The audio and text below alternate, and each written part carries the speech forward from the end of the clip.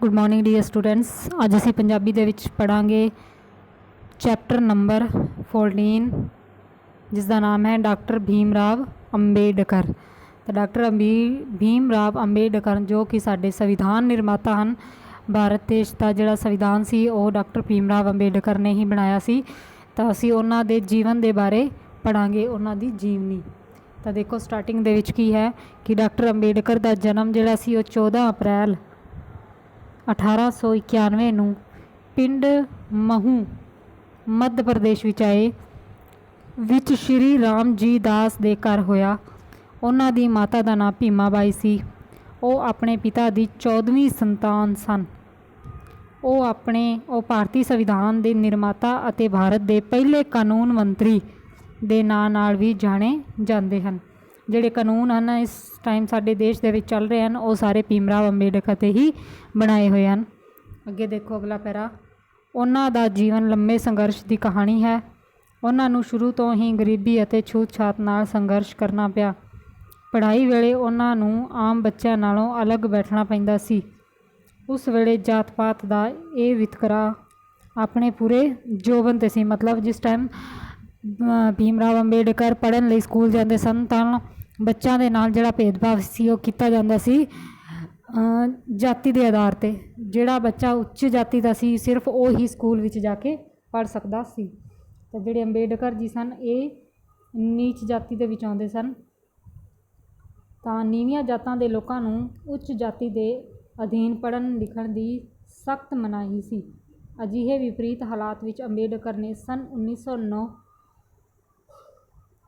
विच बंबई तो FA ਅਤੇ 1912 ਵਿੱਚ BA ਦੀ ਪ੍ਰੀਖਿਆ ਪਾਸ ਕੀਤੀ। उस समय बड़ौदा रियासत के महाराजा सियाजी गायकवाड़ ने उन्हां दा वजीफा लगवा दिता। फिर वो उच्च सिक्ख्या पढ़न लई कोलंबिया यूनीवर्सिटी अमरीका चले गए। उन्होंने सख्त मेहनत की। उन्होंने अमरीका विच राजनीति शास्त्र फिलोसफी सोशियोलॉजी ਅਤੇ इकनॉमिक्स आदि विषयों की भी पढ़ाई की। सन 1915 में उन्होंने एनी बियंट इंडिया कामरस नामक पुस्तक लिख के MA की डिग्री प्राप्त की। इस तो बाद उन्होंने ब्रिटिश भारत विच काजर बील पूंजी का विकास बिसस उत्ते बिसस का मतलब होता है विषय। ये जोड़ा विषय सी ब्रिटिश भारत विच कार्यशील पूंजी का विकास विषय उत्ते PhD की उपाधि प्राप्त की। इस तो पिछों उन्होंने लंदन स्कूल विच इकनॉमिक्स और राजनीति शास्त्र तो डॉक्टर ऑफ साइंस की उपाधि प्राप्त की। इस तो पिछों उन्होंने लंदन स्कूल ऑफ इकनॉमिक्स और राजनीति शास्त्र तो अगला पैरा देखो। इंग्लैंड तो वापस भारत आके उन्होंने बड़ौदा छावनी विच सेना के सकत्तर के रूप में नौकरी की। उत्थे भी उन्हां नाल भेदभाव होया। फिर वो बंबई के एक कॉलेज विच राजनीति शास्त्र के प्रोफैसर लग गई। इत्थे भी वही वितकरा होया। मतलब उन्हां दे नाल जिथे भी जाते सन तो भेदभाव जाति के आधार पर जिहड़ा भेदभाव सी उन्हां नाल हर जगह हुंदा सी। फिर वो लंदन चले गए। 1920 ईस्वी विच उन्होंने बैरिस्टर की पढ़ाई की।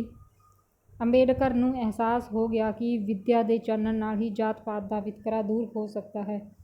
इसलिए उन्होंने पीपल्स एजुकेशनल सोसाइटी बनाई।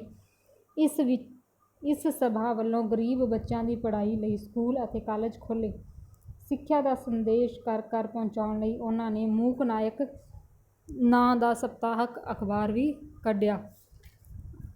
उस तो बाद है नैक्सट पेज पे देखो। भारत आज़ाद होने उपरंत वो देश के पहले कानून मंत्री बने। इस समय दौरान उन्होंने बच्चों औरतों ते दलित समाज का जीवन पद्धर उच्चा चुकने लई कई उपराले किए। उन्होंने भारत का संविधान लिखा जो कि 26 जनवरी 1950 को लागू हो गया। इस विच जागृति पैदा करके वो 6 दिसंबर 1956 को अकाल चलाना कर गए। तो ये सी तुहाडी पाठ नंबर 14 भीम राव अंबेडकर की जीवनी का सार। Thank you.